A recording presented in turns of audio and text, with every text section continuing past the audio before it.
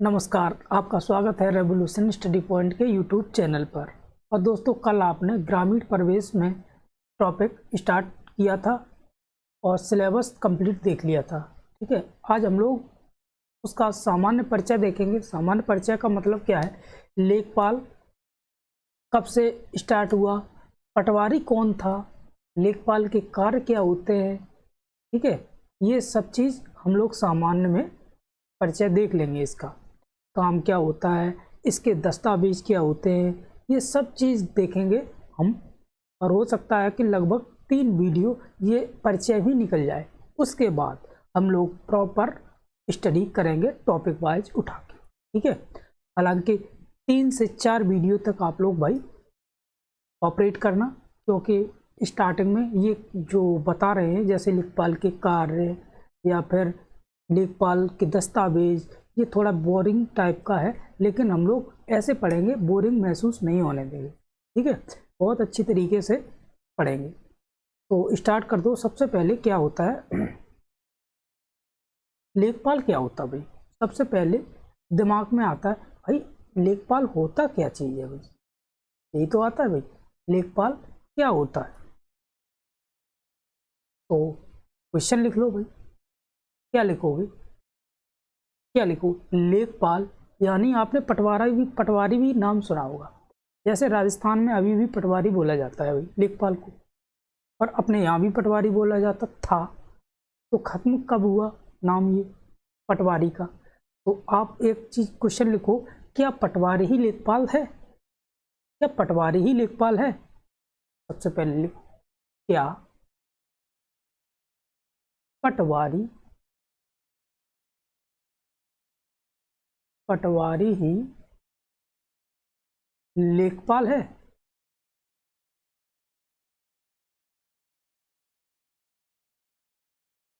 क्या पटवारी ही लेखपाल है। क्वेश्चन आ गया दिमाग में भाई। अब भाई लेखपाल के बारे में पढ़ रहे हैं तो भाई पता तो होना चाहिए। देखो, हाँ, लेखपाल ही पटवारी है।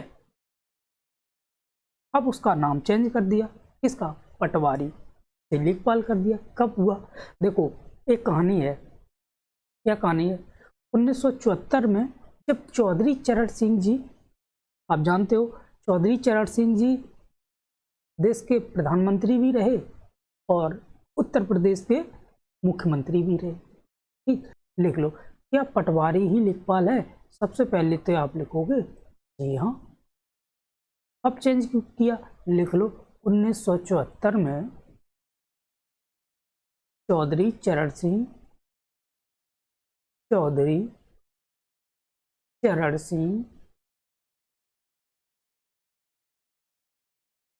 चरण सिंह के समय उत्तर प्रदेश में पटवारी को ही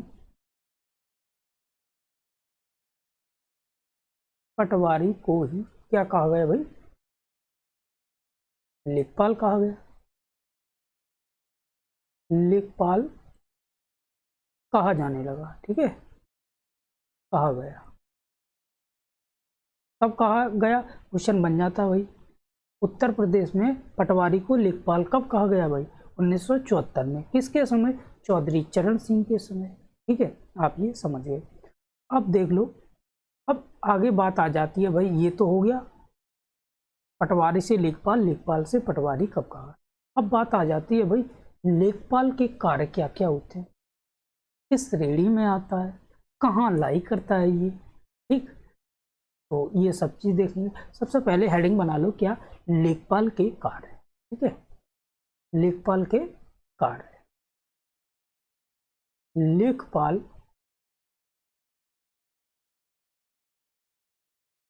के कार्य, लेखपाल के कार्य, हमने हेडिंग बना ली। अब एक एक करके लेखपाल के कार्य देखेंगे। क्या देखेंगे भाई, सबसे पहले क्या कार्य होता है। देखो, लेखपाल को उप निरीक्षक बोलते हैं, राजस्व उप निरीक्षक। कौन होता है भाई, राजस्व उप निरीक्षक। किसका, ग्रामीण क्षेत्र का। ठीक है, किसका होगा, राजस्व उपनिरीक्षक, राजस्व क्या चीज होती है अभी सब बताएंगे, धीरे धीरे सब कुछ एक एक चीज बताएंगे आपको, लेकिन अभी मोटा मोटा समझ लो। राजस्व जो रेवेन्यू कलेक्ट करता है, मतलब पैसा, जो आप पे टैक्स लगता है, जो जैसे खेती का टैक्स लगता है, ठीक, और बहुत से टैक्स होते हैं जो तहसील के द्वारा रेवेन्यू एकत्रित किया जाता है, राजस्व उसे ही बोलते हैं, ठीक है। और राजस्व एकत्रित करने का जो राजस्व उप निरीक्षक अधिकारी होता है वो कौन होता है, वो लेखपाल होता है। अब वो होता किसके क्षेत्र में, शहरी क्षेत्र में या ग्रामीण क्षेत्र में, तो ये ग्रामीण क्षेत्र का होता है, ठीक है। तो आप लिख लो, लेखपाल के पहला कार्य राजस्व उप निरीक्षक होता है, ये राजस्व उप निरीक्षक, निरीक्षक, ठीक है, राजस्व उप निरीक्षक होगा। और ये किसका होगा, ग्रामीण क्षेत्रों का, ग्रामीण क्षेत्रों का।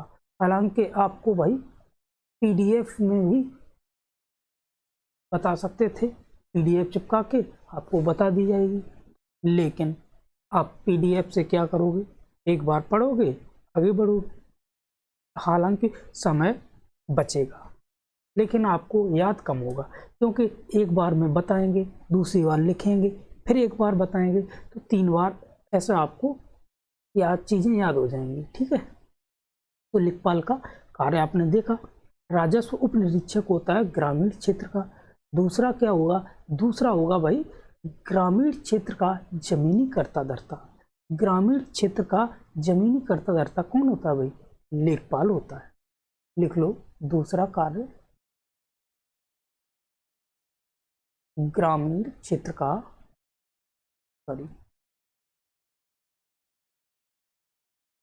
ग्रामीण क्षेत्र का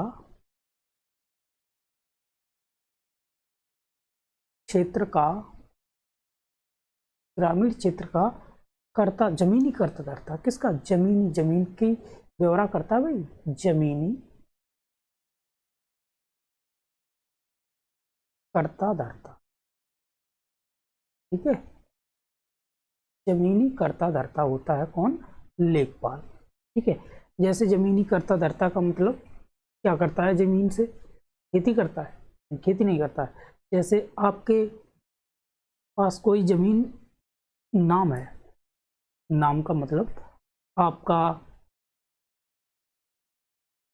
दादा परदादा खेती कर रहे हैं, वो निकल लिए, तो उसके बाद आपके पिताजी के नाम आ गई, ठीक, पिताजी भी निकल लिए, उसके बाद आपके नाम आएगी, ठीक। तो उसका ब्यौरा जो रखेगा वो कौन होता है, लेखपाल ब्यौरा रखता है, ठीक है। लेखपाल को हर चीज़ पता होगी, तब किस समय कितनी कितनी खेती का टुकड़ा, कितना कहाँ पे जो रकबा वगैरह होता है, वो सब चीज़ इसी के पास होगी भाई। तो क्या बोला जाता है इसे, यही बोला जाता है जमीनी कर्ता धर्ता, ठीक है। ग्रामीण क्षेत्र का, भाई शहरी क्षेत्र का क्यों नहीं जमीनी कर्ता धर्ता, भाई शहर में कहाँ खेती होती है, इसलिए ग्रामीण क्षेत्र में होती है, तो ग्रामीण क्षेत्र का कर्ता धर्ता होता है।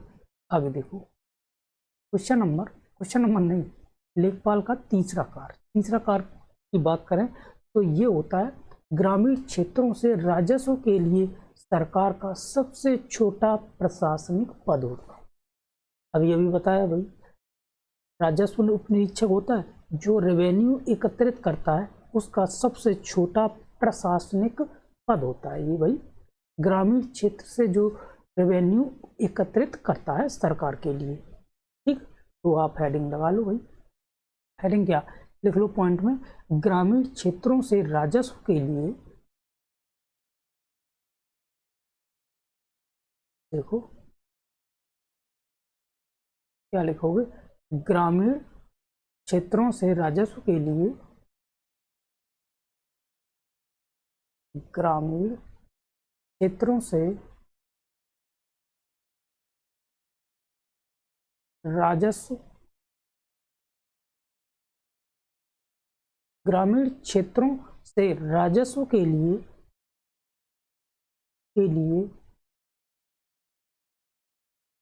सरकार का सबसे छोटा प्रशासनिक पद। सरकार का सबसे छोटा प्रशासनिक पद, ठीक है। प्रशासनिक पद होता है भाई, सबसे छोटा प्रशासनिक पद क्या होता है भाई, लेखपाल। ठीक, आगे देखो। और जैसे बात करें हम लोग चौथा पॉइंट, चौथे पॉइंट में बात करें तो ग्रामीणों से सीधा संवाद स्थापित कौन करता भाई, लेखपाल।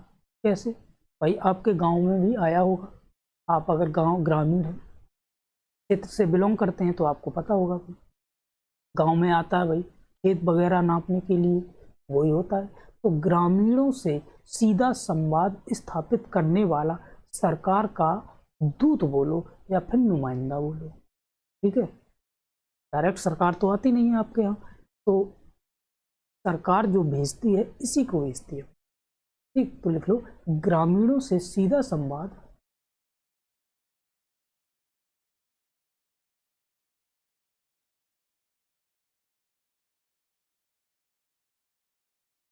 ग्रामीणों से सीधा सीधा संवाद स्थापित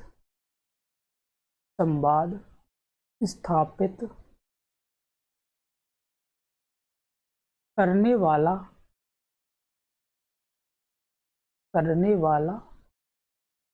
सरकार का, ठीक है, सरकार का क्या होता भाई, नुमाइंदा।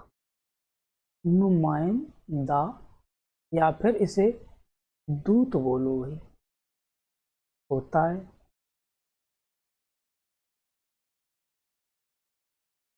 ठीक, आप समझ गए ये चीज, समझ गए कि नहीं। आगे देखो, अगली स्लाइड ले लो। देखो अब ये तो भाई कार्य हो गए, छोटे मोटे कार्य, और भी बहुत से कार्य होते हैं। जैसे बात करें हम लोग, हालांकि जानवरों में कोई बीमारी, जैसे आप जानते हो मुंह पका, खुर पका, तो इसकी रिपोर्ट भी कौन करता है भाई, इसकी स्वास्थ्य विभाग को रिपोर्ट लेखपाल ही करता है, ठीक।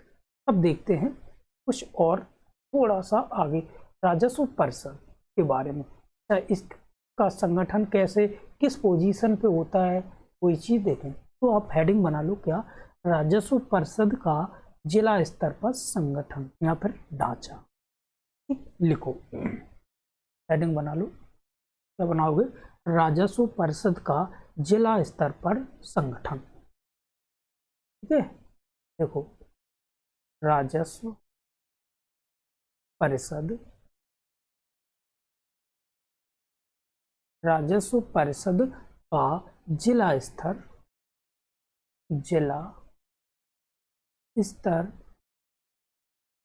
जिला स्तर पर संगठन,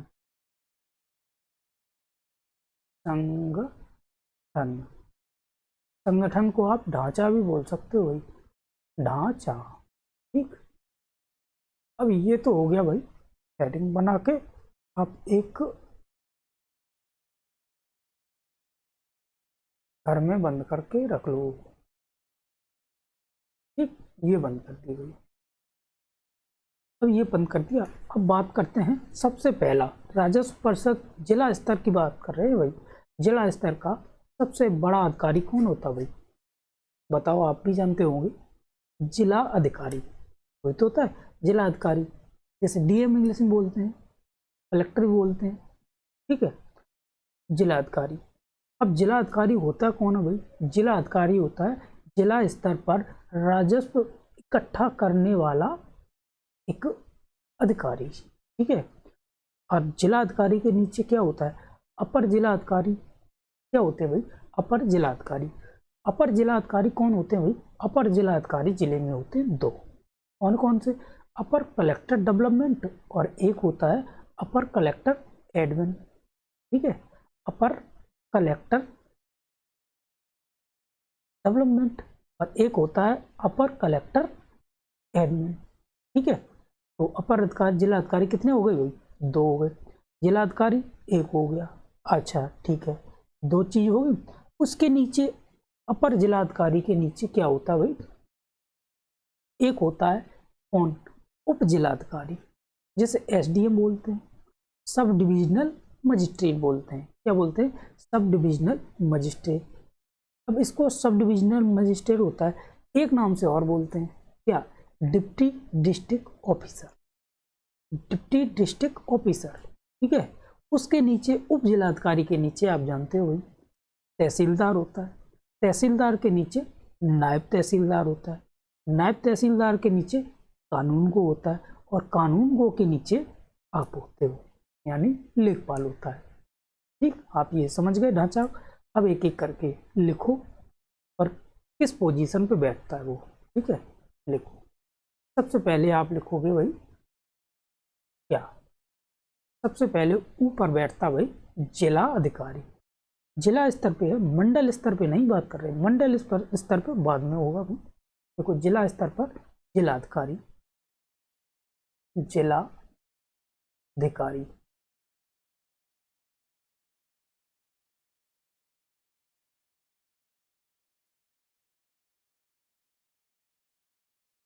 जिला अधिकारी जिसे इंग्लिश में बोलते हैं भाई डीएम, डिस्ट्रिक्ट मजिस्ट्रेट। ठीक है, अब ये जिलाधिकारी होता कौन है भाई, ये होता है जिला स्तर का राजस्व इकट्ठा करने वाला अधिकारी। लिख लो यहाँ, जिला स्तर का, जिला स्तर का राजस्व, राजस्व इकट्ठा करने वाला, करने वाला कौन होता है भाई, अधिकारी होता है। ठीक है, अधिकारी। ठीक है, अधिकारी हो गया भाई, राजस्व एकत्रित करने वाला। अब इसको एक नाम और बोलते हैं क्या, डीएम से, डीएम कुछ नहीं बोलते। आगे देखो, आगे एक और होता है भाई, कौन, कौन होता है भाई, अपर जिलाधिकारी। लिख लो, अपर जिला अधिकारी के नीचे होगा अपर जिलाधिकारी, जिलाधिकारी, अपर जिलाधिकारी। इसको क्या बोलते हैं भाई, इसको, इसको बोलते additional district magistrate, additional, additional district, district magistrate. ठीक है, मजिस्ट्रेट, ये तो होता magistrate, A R T E. ठीक है, मजिस्ट्रेट।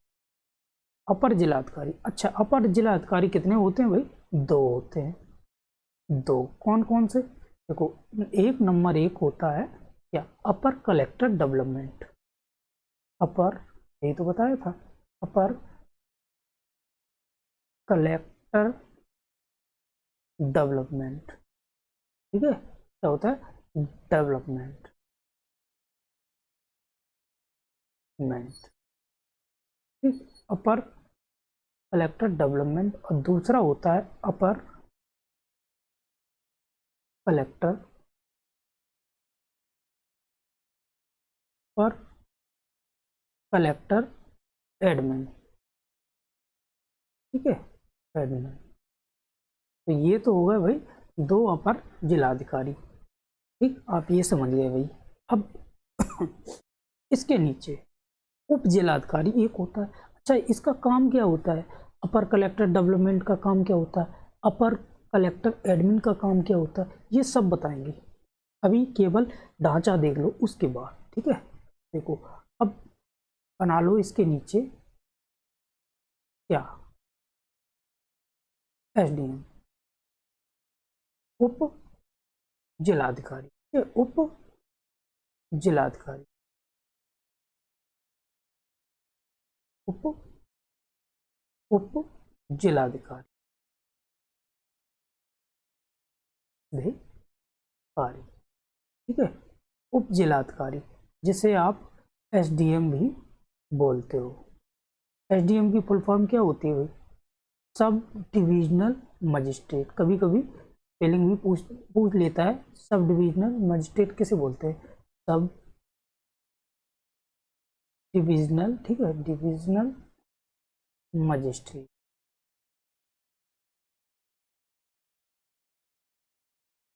सब डिविजनल मजिस्ट्रेट, ठीक है। अब इसको एक नाम से और बोलते हैं, किसे? उप जिलाधिकारी को, डिप्टी डिस्ट्रिक्ट ऑफिसर, ठीक है। क्या बोलते? Deputy deputy district, deputy district, यही तो है, डिस्ट्रिक्ट ऑफिसर, ऑफिसर, ठीक। इसे इस नाम से भी बोलते हैं। उप जिला, देखो सबसे ऊपर जिलाधिकारी, उसके नीचे अपर जिलाधिकारी, उसके नीचे उप जिलाधिकारी, ठीक। उसके नीचे, उसके नीचे, उसके नीचे, उसके नीचे बोर्ड हैंग कर गया। चलो आ गया, ठीक। उसके नीचे बात करते हैं हम लोग तहसीलदार। क्या है? तहसीलदार, लिख लो भाई, तहसीलदार, तहसील, ठीक, तहसीलदार हो गया, ठीक। अब तहसीलदार का काम क्या होता है? छोटे से बॉक्स में लिख लो। क्या लिखोगे? तहसील स्तर पर राजस्व इकट्ठा करने वाला अधिकारी। तो जिलाधिकारी कौन था भाई? जिला स्तर पर, तो ये तहसील स्तर पर, ठीक है। तहसील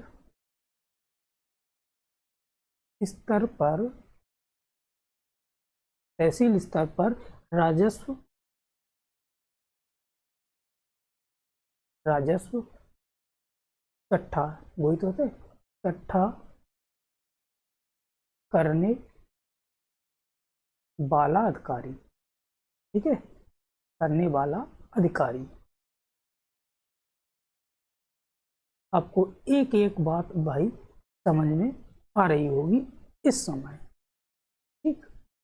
तो ये कौन हो गया भाई? तहसीलदार, तहसील स्तर पर राजस्व इकट्ठा करने का वाला अधिकारी। अब तहसीलदार के कार्य क्या होते हैं ये सब बताएंगे भाई, बस आप ढांचा देखो पहले तो इसका, आगे देखो। तहसीलदार के नीचे आ जाता है कौन? नायब तहसीलदार। कौन आ जाता है? नायब तहसीलदार, ठीक। नायब तहसीलदार, तहसीलदार, इसका क्या काम होता है ये भी बताएंगे भाई। इसे क्या बोलते हैं? सबसे छोटा न्यायिक पद। आप समझ गए? सबसे छोटा न्यायिक पद कौन होता है भाई? नायब तहसीलदार। न्यायिक पद, न्याय देने वाला, सबसे छोटा न्यायिक पद होता है, ठीक है। देख लो, सबसे छोटा, सबसे छोटा न्यायिक पद, न्यायिक पद, ठीक, कौन होता है? नायब तहसीलदार, ठीक है। अब उसके नीचे, नायब तहसीलदार के नीचे आ जाता है भाई कानून गो। कानून गो, कानून गो भाई, चकबंदी में कानून गो भी होता है। असली मायने में अगर देखा जाए तो चकबंदी वाला ही कानून गो होता है। ये तो उसके समकक्ष होता है भाई, इसलिए इसको भी कानून गो बोल देते हैं। ये अंतर कब बताएंगे? जब आप ये जो हम लोग परिचय देख लेंगे, उसके बाद जब स्टार्ट करेंगे कंप्लीट एक एक चीज़, तब आपको समझाएंगे कि दोनों में अंतर क्या होता है। अगर हालांकि बात की जाए तो वो चकबंदी कानून को वो होता है और ये उसके समकक्ष होता है, तो इसलिए इसको भी कानून को बोल देते हैं। ये होता कौन है भाई? जो जैसे लेखपाल राजस्व उप निरीक्षक होता था, इसी प्रकार ये भी राजस्व निरीक्षक होगा। ये निरीक्षक है और वो उप निरीक्षक है, ठीक। तो यहाँ लिख लो राजस्व निरीक्षक, राजस्व, राजस्व निरीक्षक, ठीक, निरीक्षक। लेखपाल कौन होता है भाई? लेखपाल होता है राजस्व उप निरीक्षक, ठीक है। तो ये आप समझ रहे होगे भाई। तो लेखपाल क्या होता है भाई? अब बात आ गई लेखपाल की। लेखपाल, लेखपाल कौन होता है भाई बताओ? राजस्व लेखपाल की, राजस्व लेखपाल की बात कर रहे हैं, और चकबंदी लेखपाल भी होता है। तो आप यहाँ कोष्टक में हल्के से कोष्टक में लगा लो, किस वाले लेखपाल की बात हो रही, राजस्व लेखपाल, लेखपाल। अब चकबंदी लेखपाल और राजस्व लेखपाल में अंतर क्या होता है वो भी बताएंगे। देखो ये बोलना जाता है राजस्व, राजस्व उपनिरीक्षक, ठीक है, निरीक्षक, राजस्व उपनिरीक्षक कौन होता है, लेखपाल। अच्छा ये तो हो गया।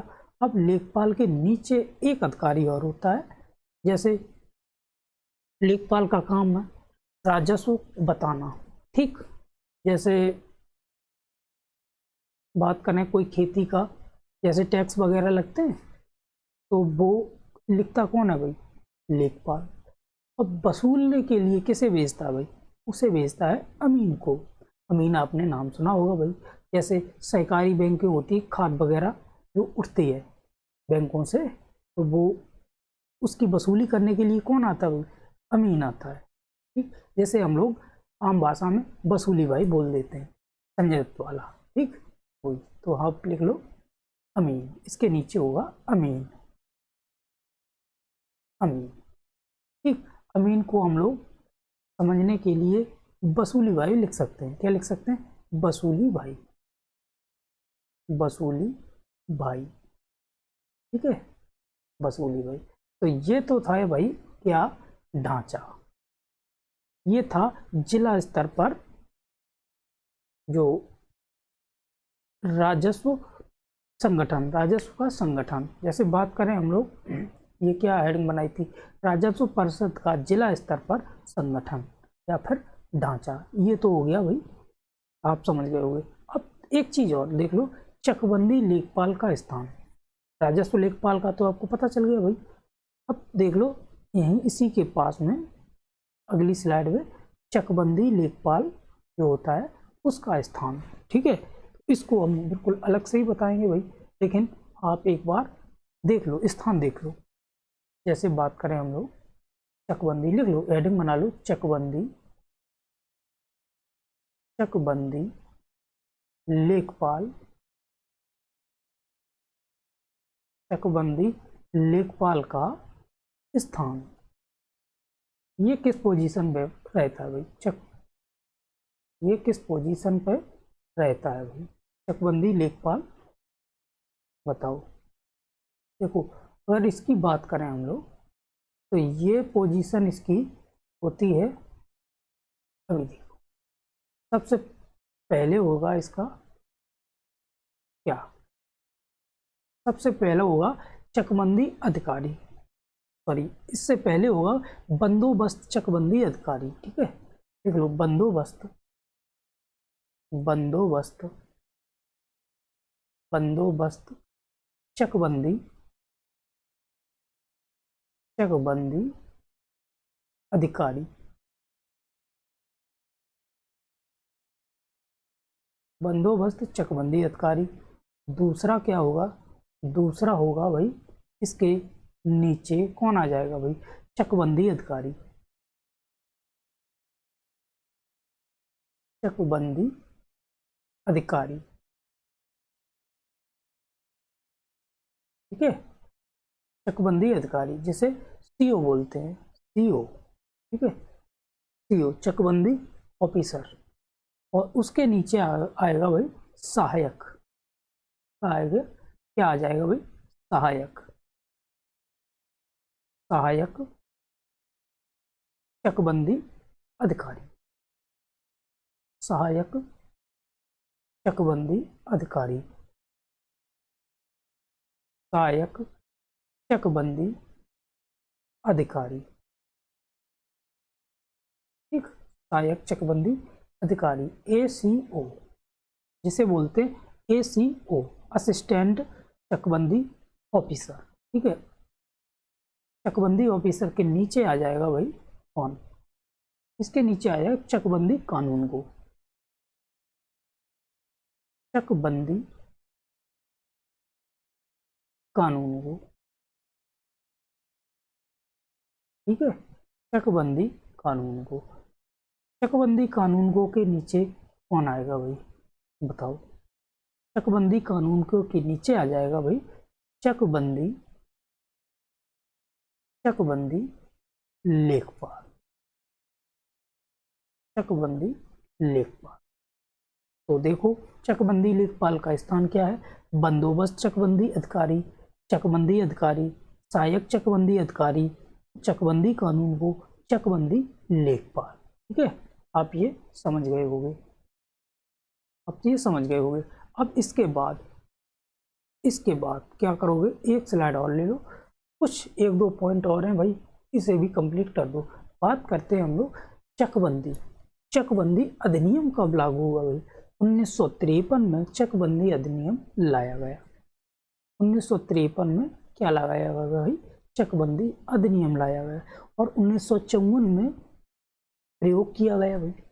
और प्रयोग जब किया तो उत्तर प्रदेश, क्या हम लेखपाल उत्तर प्रदेश के बारे में पढ़ेंगे, तो उत्तर प्रदेश में कहाँ कहाँ हुआ, सबसे पहले भाई कैराना तहसील मुजफ्फरनगर में, और एक तहसील और थी कौन सी, मुसाफिर खाना सुल्तानपुर में। तो यहाँ पर 1954 में प्रयोग किया गया, और 1958 में संपूर्ण पूरे उत्तर प्रदेश में चकबंदी लागू हो गई। ठीक, अगर 1954 में दो ही तहसील में क्यों किया था भाई, बाई चांस कहीं फेल हो गई, अधिकारी लोग गांव में जाए, तहसील में गए, गांव में फिर गए, तो गांव वालों ने फेल दिया तो भाई दिक्कत हो जाएगी, इसलिए पहले प्रयोग किया गया दो तहसीलों में। जब वो दो तहसील सक्सेस हो गई तो ठीक 4 साल बाद, 4 साल बाद पूरे उत्तर प्रदेश में बोल दिया गया कि अनिवार्य चकबंदी लागू कर दो। ठीक है, तो ये तो चकबंदी का इतिहास हो गया। अगर ये लिखना चाहो तो भाई लिख लो, ठीक, लिख लो एक बार, क्योंकि भूल जाओगे आप, जब दोबारा बताएंगे तब एक बार और लिख लोगे, क्या दिक्कत है। ठीक हो, देखो 1953 में चकबंदी अधिनियम लाया गया। 1953 में क्या लगाया गया भाई, चकबंदी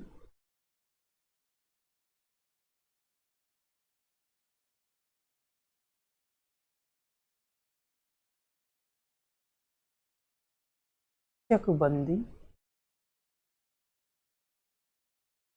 अधिनियम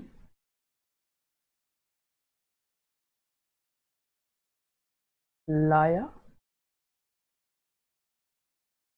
गया। ठीक है, 1953 में चकबंदी अधिनियम लाया गया। ठीक है, अब बात करते हैं 1953 में चकबंदी अधिनियम ला दिया, अब लागू कब से हुआ, 1954 से, ठीक 1 साल बाद, याद रखना भाई, 1 साल बाद 1954 में प्रयोग किया गया।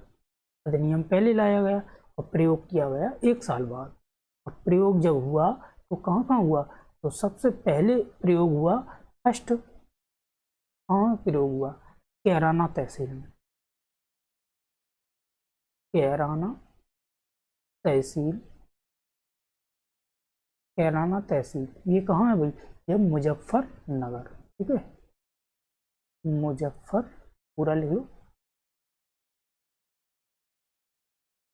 नगर। ठीक, मुजफ्फरनगर।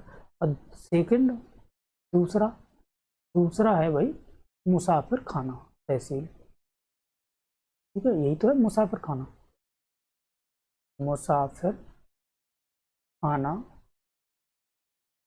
तहसील,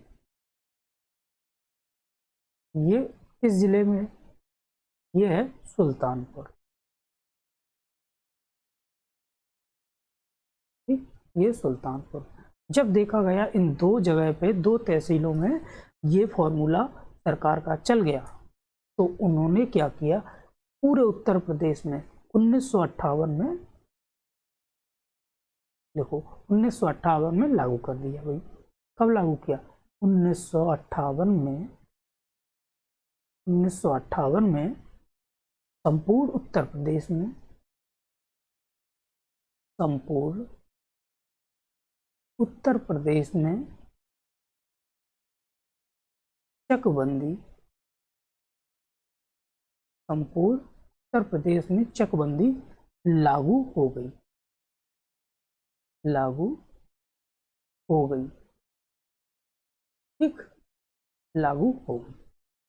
आप ये समझ गए होगे भाई, समझ गए कि नहीं। अब एक चीज और लिख लो भाई, अगर वीडियो ज़्यादा लेंथी नहीं हो रही है तो, नहीं लिखना चाहो कोई दिक्कत नहीं। तो अब हम लोग यहीं समाप्त करते हैं। अब कल देखेंगे राजस्व परिषद के बारे में। ठीक, राजस्व परिषद में जो जो चीज़ें हैं, जैसे राजस्व न्यायालय कितने हैं, ठीक, प्रशासनिक अधिकारी कौन कौन होता है, ये सब हम लोग कल देख लेंगे।